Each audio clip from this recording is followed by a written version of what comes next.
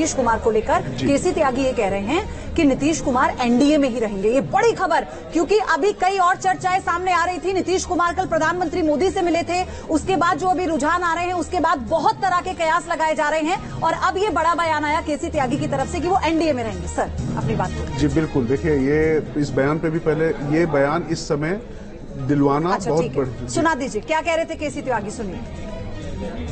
नीतीश कुमार जी और जनता दल यू ने एक बार फिर साबित किया है कि समता और गैर बराबरी के आंदोलन के लिए जनता दल यू ही एकमात्र उपयुक्त साधन। सर, ऐसा हो सकता है कि अगर सरकार बनाने की बात आती है इंडिया अलायंस की, तो जेडीयू जो है अपना रुख बदल सकता है। श्री नीतीश कुमार जी कल प्रधानमंत्री से मिलकर के पटना लौटे हैं।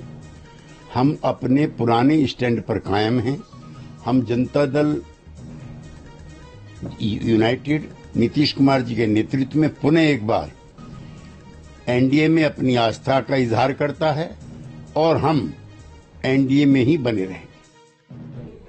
सर, अपनी बात पूरी कीजिए। देखिए, पहली बात तो है कि ये बयान महत्वपूर्ण है, ऐसे समय में दिलवाया गया है जिस समय इस तरह के कयास चल रहे थे कि नीतीश सबके हैं और इस दौरान ये बयान केसी त्यागी का आना, इसके अपने मायने हैं। एक तरीके से उन्होंने अपनी एकता, सॉलिडेरिटी दिखाने की कोशिश की है कि वो भारतीय जनता पार्टी के साथ में है, वो पूरी तरीके से एनडीए में। लेकिन जो उत्तर प्रदेश की और राजस्थान की जो हम लोग बात कर रहे थे वो बहुत महत्वपूर्ण है।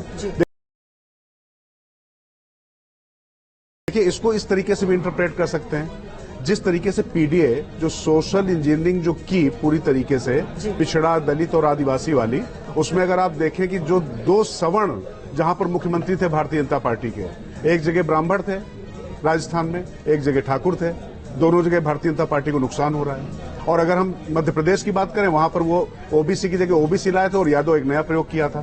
तो वहां पर पूरा क्लीन स्वीप हो रहा, जो छिंदवाड़ा नहीं हारे थे। हालांकि ये बहुत, मैं फिर कह रहा हूं, ये कहने को इस तरीके की भी व्याख्याएं आती है, बड़ी सतही व्याख्याएं होंगी, लेकिन व्याख्याकारों पर नहीं जाना चाहिए। लेकिन हाँ, एक चीज यहां जरूर समझने की बात है, बार बार जो बात आप अयोध्या की कह रही थी, वहां पर किस तरीके से जमीनों का, देखिए जमीन घोटाले को लेकर बहुत दिक्कत होती रही है। मंदिर के नाम पर जिस तरीके से जमीनों का अधिग्रहण हुआ, मैं घोटाला इसलिए कह रहा हूं क्योंकि लोगों की मर्जी के खिलाफ, लोगों को उस तरीके से चीजें मिली नहीं मिली, ये स्थानीय जो मुद्दे थे वो उत्तर प्रदेश में बहुत ज्यादा महत्वपूर्ण हो गए। उसी तरीके से जो अभ्यर्थी परीक्षा वाला मामला था, बार बार पेपर भी लीक होते रहे, तो कहीं ना कहीं युवाओं में उसको लेकर भी दिक्कत थी।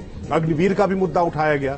तो ये जो छोटे छोटे मुद्दे होते हैं, अगर इनकी पूरी तरीके से अनदेखी कर देंगे, ले दे के भारतीय जनता पार्टी के पास था क्या? एक नरेंद्र मोदी का नाम था और नरेंद्र मोदी के नाम, नरेंद्र मोदी की क्रेडेंशियल्स और नरेंद्र मोदी ने जो काम किए हैं, जो उनकी तमाम योजनाएं थी वो थी, लेकिन उसके साथ जोड़ने के लिए क्या चीजें थी?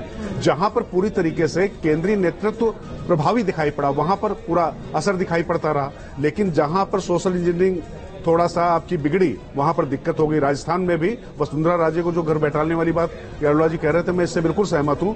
चुनाव तो जीत गए, लेकिन उसके बाद भी वो कहीं पर लाइमलाइट में आती दिखाई नहीं दी। तो ये एक जो दिक्कत है कि बाहर से भी लोगों को लाकर आप सब कुछ कर लेंगे और अपने लोग को लगातार नकारते चले जाएंगे, तो ये एक बड़ी दिक्कत थी। और यूपी में दरअसल स्थानीय छत्रप जहां पर अच्छा लड़े, चाहे महाराष्ट्र ले लें, चाहे तृणमूल कांग्रेस को पश्चिम बंगाल में ले लें। अपडेट भी अब साथ साथ देते चले। पीडीपी अध्यक्ष महबूबा मुफ्ती 2,36,000 वोट से पीछे चल रही हैं। महबूबा मुफ्ती, मनोज जी एक रिएक्शन फट से दे दीजिए। ये महबूबा मुफ्ती पीछे चल रही हैं। 370 के बाद कश्मीर को लेकर जो डर बनाया, माहौल बनाया, अब ये कश्मीर में 370 हटने के बाद ये पहला चुनाव महबूबा मुफ्ती।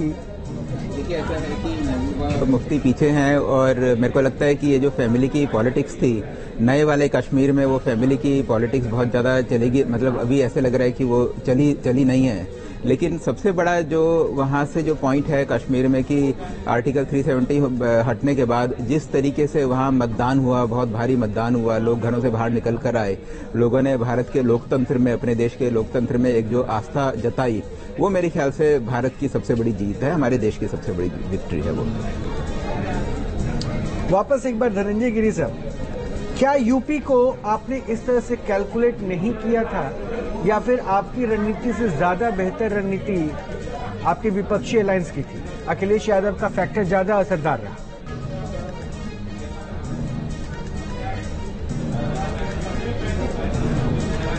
रिपीट करेंगे, सुनाई नहीं दिया। धनंजय जी, मेरी आवाज पहुंची क्या? हेलो, मेरी आवाज अगर पहुंच रही हो तो मैं सवाल फिर से पूछ रहा हूं। क्या उत्तर प्रदेश को अब आ रही लेकर, आवाज। हाँ, उत्तर प्रदेश को लेकर आपने ये आकलन नहीं किया था कि ऐसी स्थिति आ सकती है, या फिर अखिलेश यादव और कह लीजिए कि आपके सामने जो समानांतर विपक्ष था वो अच्छी रणनीति के साथ था और आप नहीं समझ पाए?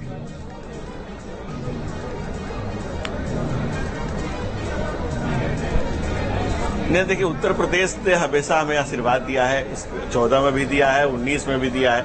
अगर 24 में कुछ सीटें कम आती हैं या कुछ उनके बात यह है कि हमें कहाँ कमी रह गई, जनता का आशीर्वाद हमें क्यों कम मिला।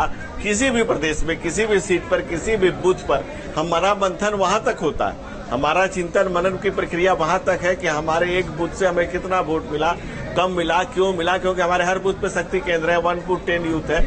अगर हमें उत्तर प्रदेश से कम सीटें किसी कारणवश अगर मिलती हैं, जो फाइनल रिजल्ट आने के बाद ही पता चलेगा कि हम कितना आगे और कितना पीछे, कितना सही और कितना हमारा आकलन और कितना रिजल्ट आता है, तो हम इस पर बिल्कुल चिंतन मनन करेंगे और हर राजनीतिक दल करता होगा।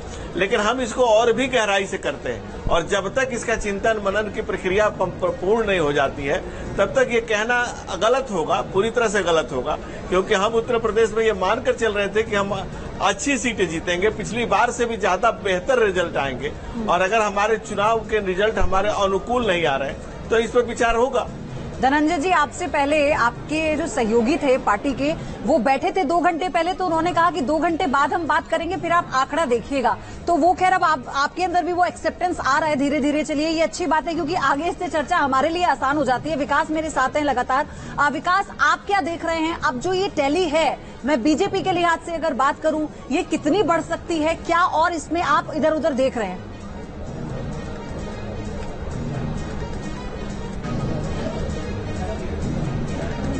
सारे ऐसे लोकसभा क्षेत्र हैं जहां पर अभी 8वें 10वें राउंड की काउंटिंग हुई है और 17, 18 और 20 कहीं तो ऐसे हैं कि 30वें राउंड तक की काउंटिंग होनी है।